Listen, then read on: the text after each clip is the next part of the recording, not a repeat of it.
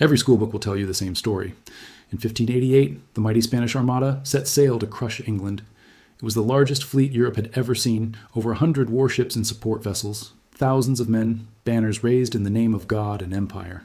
When it failed, people pointed to the weather. God's Protestant wind, they called the storm that tore the fleet apart. Others blamed English fire ships, daring captains, or bad luck along the Irish coast. It's a neat picture. Brave sailors, savage storms, heroic defenders. But it skips a crucial question. If Spain was the richest empire on earth, drowning in New World silver, why did its invincible armada sail with rotten food, unpaid sailors, and ships that couldn't be properly repaired in time? The truth is simple and brutal. The armada wasn't just sunk by storms or English guns. It was sabotaged long before it left port by Spain's own financial system. When bad finance meets good ships, the ships always lose. Collapse in history rarely looks like one dramatic moment. It looks like a slow leak disguised as strength. On paper, Spain was the superpower of its age. It controlled vast territories in Europe, huge stretches of the Americas, and most importantly, the richest silver mines humanity had ever tapped in places like Potosi and Zacatecas. Galleons arrived in Seville, loaded with bullion. Kings boasted that the sun never set on their domains. To outsiders, it looked like infinite wealth. In reality, Spain was broke. That contradiction is where the story of the Armada really begins. This is where money, power, and history collide, and nothing is as simple as it looks. The Spanish Armada isn't just a naval story, it's a financial autopsy. Behind the cannons and sails was a credit system straining under impossible promises, a government addicted to borrowed money, and an empire that confused incoming treasure with real, productive wealth. To understand how bad finance helps sink good ships, you have to step back. Not just to the English Channel in 1588, but decades earlier into the royal councils of Madrid and the counting rooms of bankers in Genoa and Augsburg, where kings were trading their future for one more war, one more campaign, one more display of power. At the start of the 16th century, Spain hit what looked like the imperial jackpot. Silver and gold from the Americas poured into Iberia in quantities no European state had ever seen. The crown assumed that with enough bullion, any problem could be solved. Enemies could be bought off or defeated, allies subsidized, prestige maintained indefinitely. Money seemed like a bottomless well. Easy money is almost always a trap. Instead of building a diversified, resilient economy at home, Spain used its new wealth to fight expensive wars abroad. It funded campaigns in Italy, fought France, tried to crush Protestant rebellions in the Netherlands, and maintained garrisons across a vast, restless empire. Each conflict had its own logic, its own justification. Together, they formed a permanent state of war that devoured resources faster than fleets could bring them in. And when the silver arriving in Seville still wasn't enough, the crown didn't slow down. It was borrowed. Spanish monarchs turned to powerful banking families, the Fuggers, the Welsers, and increasingly the Genoese. They signed contracts called asientos, short-term loans at high interest, often secured against future shipments of American silver or future tax revenues. They sold long-term bonds known as juros, promising streams of interest payments that would have to be honored not just by them, but by their heirs. The more they promised, the more they owed. The more they owed, the more they needed new loans just to keep up. On the surface, it worked. Spain kept fielding armies, kept launching fleets, and kept imposing its will on Europe. In the ledgers, something else was happening. Each new war, each new fleet, added another layer of financial obligation. Interest payments began to consume a growing share of royal income. Entire categories of tax revenue were pre-sold to creditors. Before money ever touched the king's hands, much of it already belonged to someone else. By the mid-1500s, the richest empire in the world had declared bankruptcy. Then I did it again, and again. In 1557, 1575, and later, Spain simply admitted it could not honor its promises. When that happened, the game didn't end. It just changed. Creditors were forced to renegotiate, often accepting longer terms or lower interest, but always in a way that kept the machine running.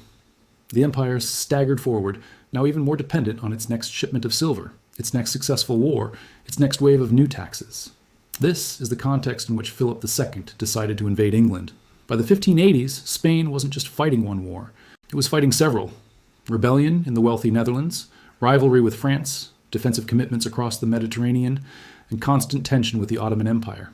England, under Elizabeth I, had become a nuisance and a threat. English privateers harassed Spanish treasure fleets. England supported the Dutch rebels. Religious hostility turned political rivalry into holy war rhetoric. The Armada was supposed to be the grand solution. A decisive strike that would neutralize England, stop the raids on Spanish shipping, and shore up Spain's control of the trade routes and its European possessions. Militarily, it was bold. Financially, it was a high-stakes gamble from a player already deep in debt, because Spain wasn't paying for the Armada with a mountain of spare gold sitting safely in a vault. It was paying with yet more promises. Shipyards needed funds to build and refit vessels. Merchants demanded payment for food, gunpowder sales, timber barrels, rope, and canvas. Dock workers expected wages. Sailors and soldiers needed to be paid now, not just promised pay later. Behind those demands stood lenders and contractors who had already been burned by royal defaults and were not eager to extend charity. The crown responded in the only way it knew. It borrowed more, raised taxes, and squeezed its productive heartland. Castile, already heavily taxed, carried the brunt of the burden, while other parts of the empire contributed less. The more the crown took, the more it undermined the very economic activity it depended on. Farmers, artisans, and small traders were bled by taxes and inflation. Spanish industry withered as imports, paid for with silver, replaced local production. The country looked rich. It was full of silver. But silver that flows in and then straight back out to pay foreigners and creditors is not the same thing as real wealth. Real wealth is productive capacity, skills, tools, and systems that generate value long after the first money is spent.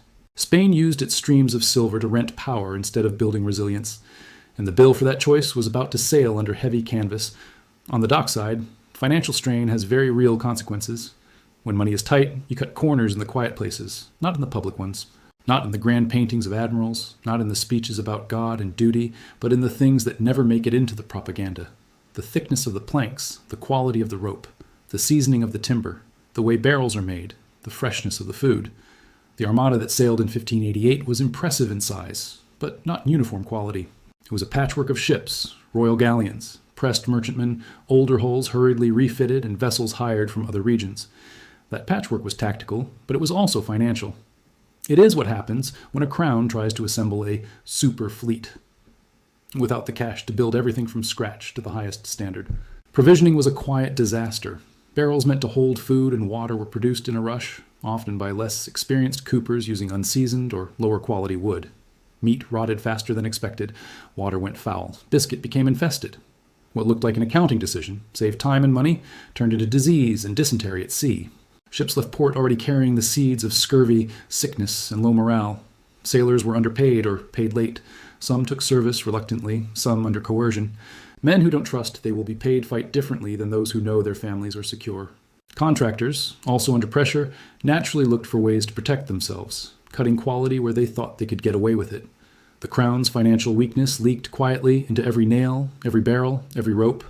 On parchment, Spain had an invincible armada. On the water, it had a very expensive, very fragile bet. Across the Channel, England had its own problems, but a different structure. England was not a global superpower yet. It did not command vast silver mines. It didn't have Spain's impressive lists of possessions. But it had two advantages: flexibility and a lower financial burn rate. With fewer massive land wars to sustain, fewer continental obligations, and a willingness to use privateers and semi-private funding, England could fight asymmetrically. Instead of the crown paying for every hull outright, it issued letters of marque, effectively outsourcing some naval warfare to private ships. These captains were motivated by profit, and it cost the state less upfront. English warships tended to be smaller, faster, more maneuverable, built for long-range gunnery duels rather than majestic, slow-moving floating fortresses. In balance sheet terms, England was fighting a lighter, more flexible war. Spain was trying to roll its entire imperial weight into one crushing blow. When the Armada finally sailed and met the English fleet, the tactical story is familiar. English fireships drifting into the anchored Spanish formation at Calais, panic and confusion as moorings are cut, captains forced to move before they're ready. Running gun battles up the Channel, English ships staying at range, avoiding boarding actions, hammering at the lumbering Spanish galleons. Then, the turn north. The decision to circle Scotland and Ireland to get home and the storms that shattered already damaged hulls. But remember what those storms hit. They did not strike a fleet at peak strength, perfectly supplied, flawlessly maintained. They struck ships that had been at sea far longer than planned, crews weakened by poor food and disease, hulls damaged in battle, rigging frayed, rudders stressed. They struck a logistical system that did not have the financial strength to provide generous reserves and redundancies. You see the same pattern again and again in history.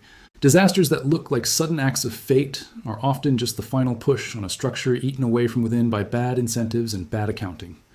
Weather turns a precarious situation into a catastrophe. It rarely creates that precarious situation by itself. The defeat of the Armada did not instantly bankrupt Spain.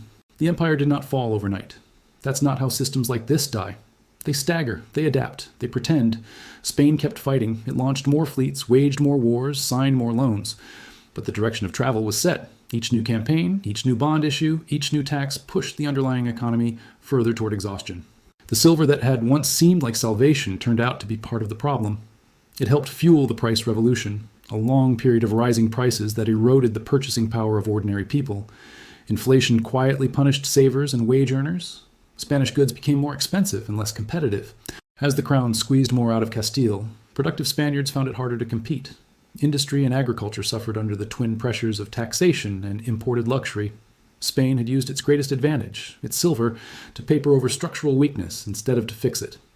The Armada was a spectacular symptom of that deeper disease, a state that believed it could turn temporary streams of resource wealth into permanent dominance through sheer will and borrowed money. It discovered, like many before and after, that the numbers eventually stopped cooperating. If this were just a story about a doomed fleet and some unlucky storms, it would be interesting, but not especially urgent. What makes it important is the pattern it reveals. A state feels powerful. It has access to special resources, a global currency, lucrative colonies, dominant industries. It starts to believe that access is permanent. It spends not just what it has today, but what it expects to have tomorrow. It borrows, promising future taxpayers and future revenues to today's creditors. It expands its commitments, stretching its military, its obligations, its promises to citizens and allies alike. Year after year, deficits become normal. Debt becomes background noise. Interest payments grow, but no one wants to cut popular spending or admit limits. The underlying productive economy, the businesses, workers, and innovators that actually create real value, starts to strain under the load. Taxes rise. Regulations sacrifice resilience for short-term optics. Easy credit replaces hard choices. On paper, everything still looks fine. Charts and reports show confidence. Leaders invoke history and destiny and insist their system is unique, immune to the normal rules. The fleets sail. The projects launch, the monuments go up, then something hits, a war that goes badly, a recession that lasts longer than expected, a pandemic that disrupts trade, a financial panic, a sudden loss of confidence in bonds or currency. The storm could be anything, and suddenly the weaknesses that were hidden become visible. Debts that seemed manageable are now terrifying, promises that sounded reasonable are exposed as impossible, systems that people assumed were bedrock turn out to be sand. In 1588, those weaknesses looked like bad barrels, unpaid wages, thinly stretched supply lines, a fleet designed more for prestige than practicality. Today, they might look like underfunded infrastructure, brittle supply chains, overstretched welfare systems, militaries asked to do more with less, and households living paycheck to paycheck in economies fueled by cheap credit. History doesn't repeat word for word, but it does keep showing the same structure. The rhyme of the Spanish Armada is straightforward. If you run an empire like a maxed out credit card, eventually the bill comes due. When it does, the storm, whatever form it takes, doesn't cause your collapse. It just reveals it. The real lesson of the Armada isn't that weather matters or that daring tactics can beat a bigger fleet. Those things are true, but they're not the core. The lesson is about balance sheets and illusions. Good ships, brave sailors, and clever strategies can be undone by bad finance.